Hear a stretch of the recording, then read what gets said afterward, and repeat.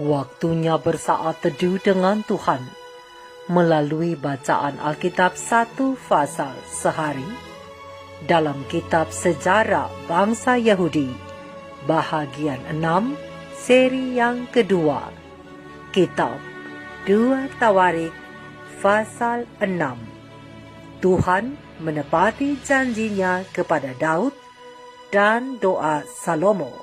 Selamat membaca, selamat mendengarkan, merenungkan, dan melakukan firman Tuhan. Kiranya Roh Kudus senantiasa menuntunmu dalam memahami sabdanya dan memampukanmu menjadi pelaku firman.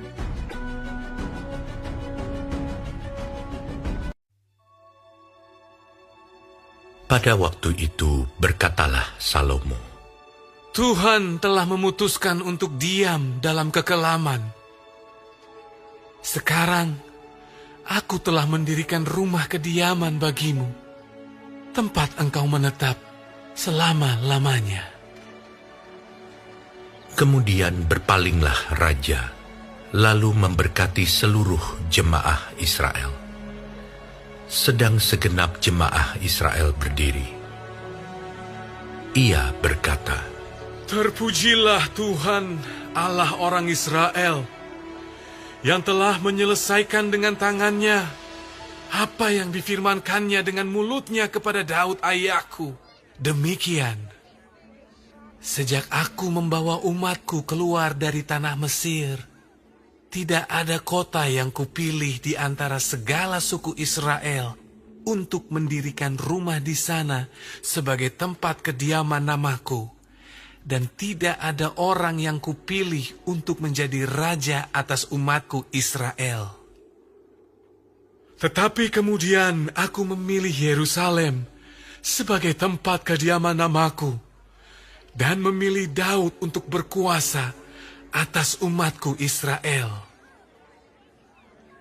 Ketika Daud ayahku bermaksud mendirikan rumah untuk nama Tuhan Allah Israel, berfirmanlah Tuhan kepadanya, Engkau bermaksud mendirikan rumah untuk namaku, dan maksudmu itu memanglah baik.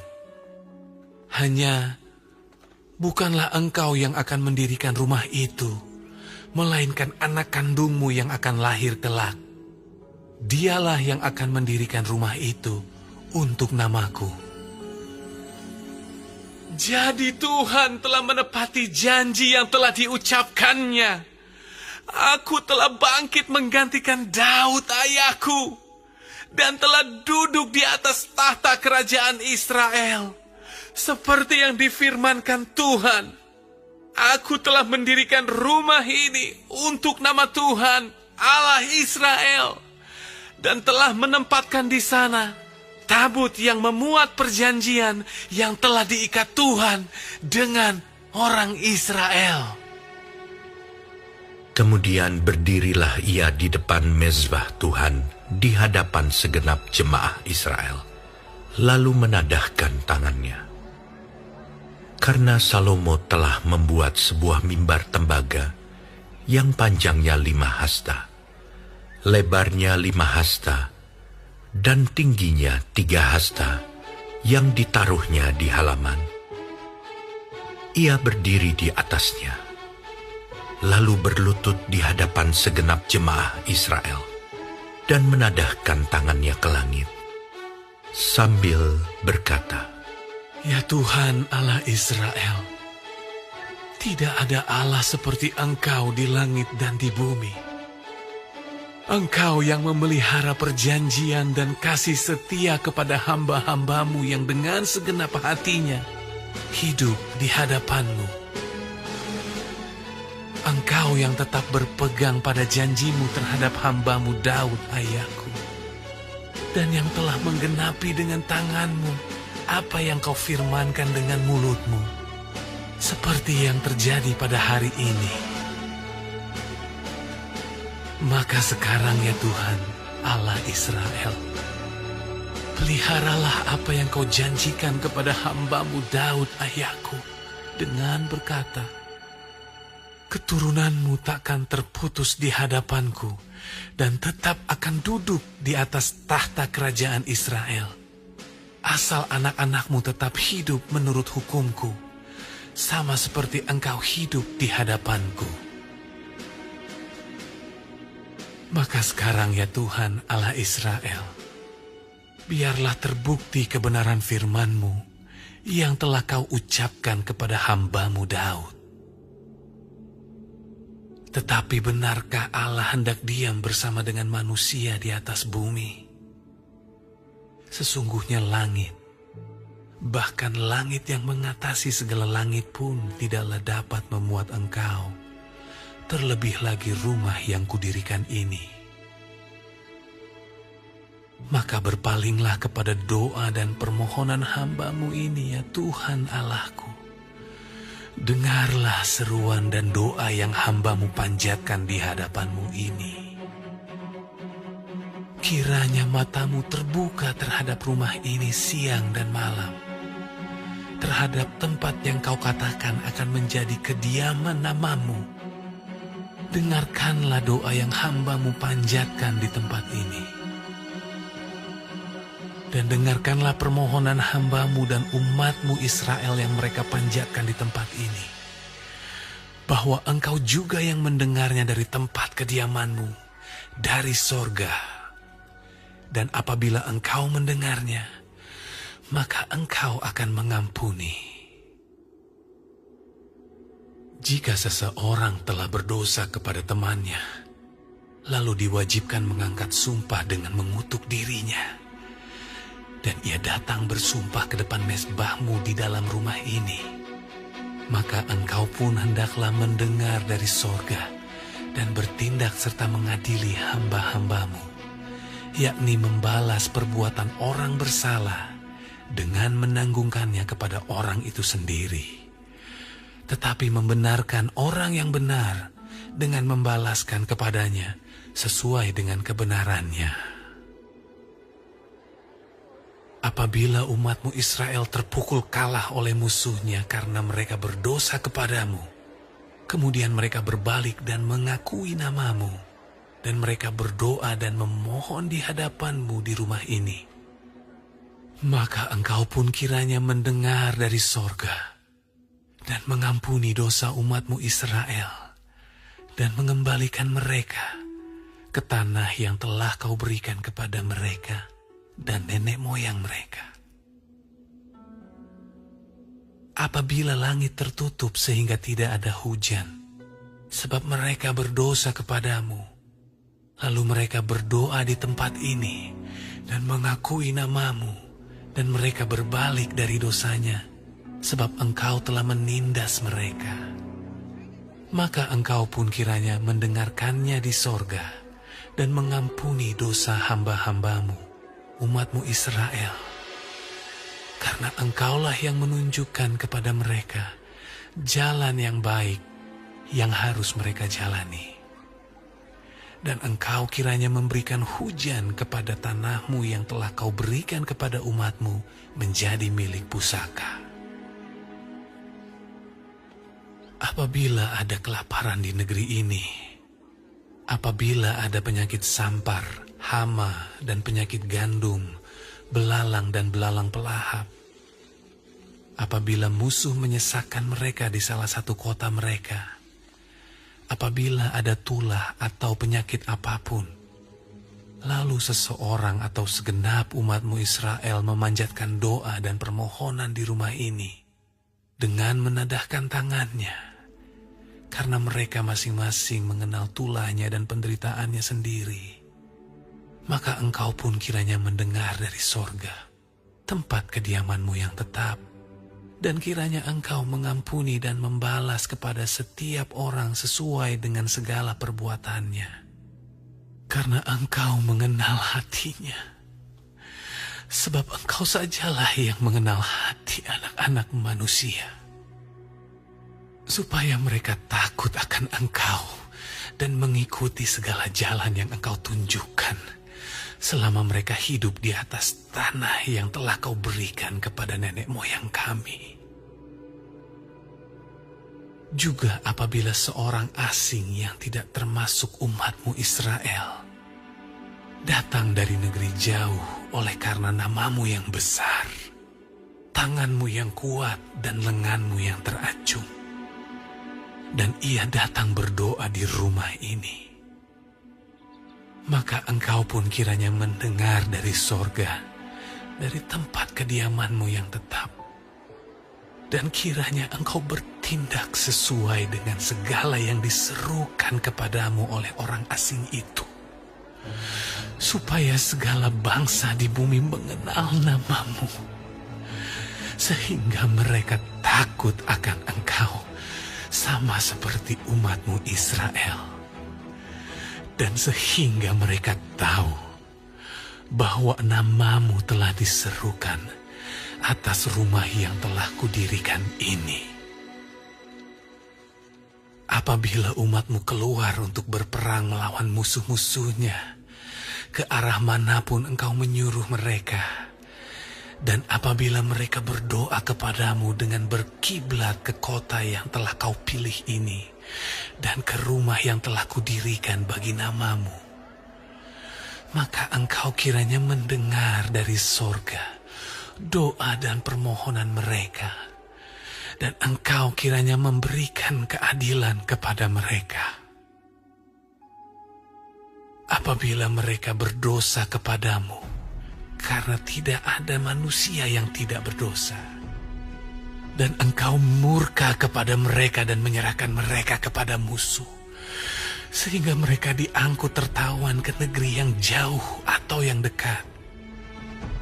Dan apabila mereka sadar kembali dalam hatinya di negeri tempat mereka tertawan, dan mereka berbalik dan memohon kepadamu di negeri tempat mereka tertawan dengan berkata, kami telah berdosa, bersalah, dan berbuat fasik.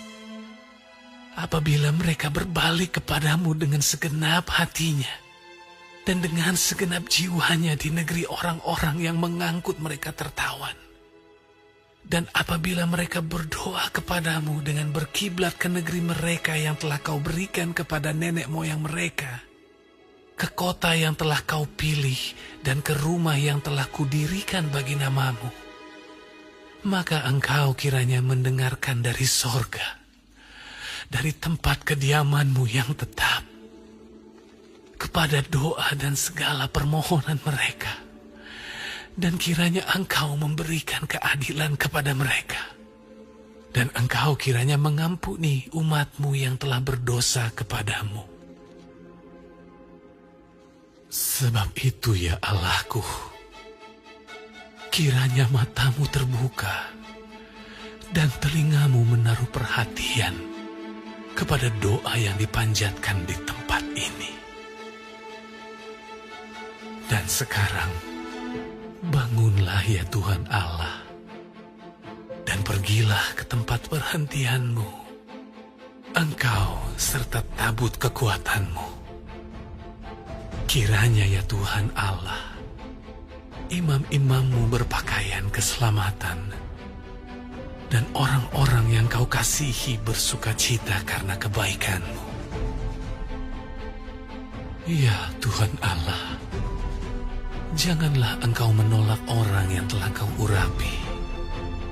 Ingatlah akan segala kasih setiamu kepada Daud, hamba-Mu itu.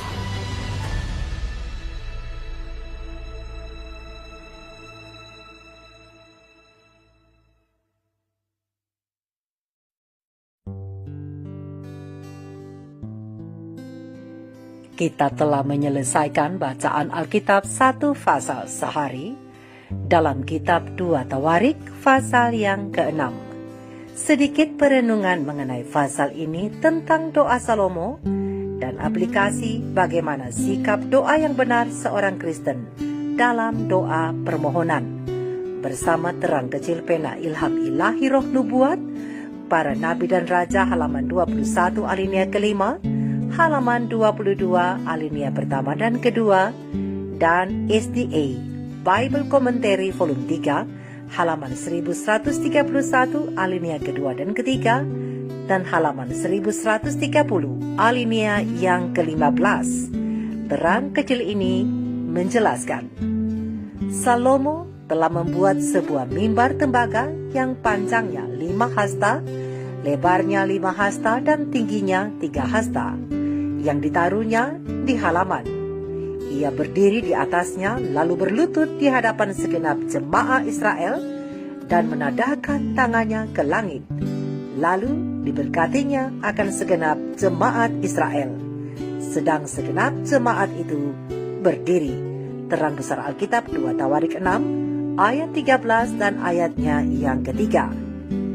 Terpujilah Tuhan Allah orang Israel, seru Salomo, yang telah menyelesaikan dengan tangannya apa yang difirmankannya dengan mulutnya kepada Daud ayahku.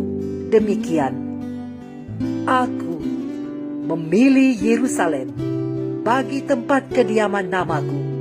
Terang besar Alkitab 2 Tawarik 6 ayat 4-6. Kemudian Salomo berlutut di atas mimbar itu, dan sambil didengar oleh orang banyak, ia menyampaikan doa penapisannya, mengedangkan tangannya ke langit, sementara sidang jemaat menundukkan muka mereka ke tanah.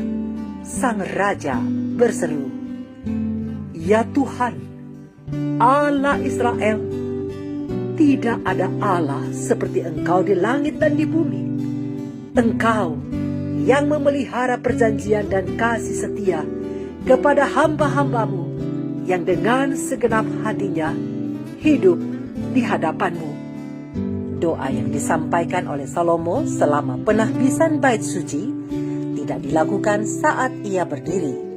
Raja itu berlutut dalam posisi yang sederhana sebagai seorang pemohon. Di sini adalah pelajaran bagi umat Allah hari ini. Kekuatan rohani kita dan pengaruh kita tidak ditingkatkan oleh kesesuaian dengan sikap duniawi selama berdoa. Biarlah manusia itu datang dengan bertekuk lutut sebagai seorang yang membutuhkan rahmat, seorang pemohon di tumpuan belas kasihan. Karena itu, ia harus bersaksi bahwa seluruh jiwa, tubuh, dan rohnya tunduk kepada Penciptanya. Dan ketika kita berkumpul untuk menyembah Tuhan, pastikan kita berlutut di hadapannya. Biarlah tindakan ini bersaksi bahwa seluruh jiwa, tubuh, dan roh tunduk kepada roh kebenaran.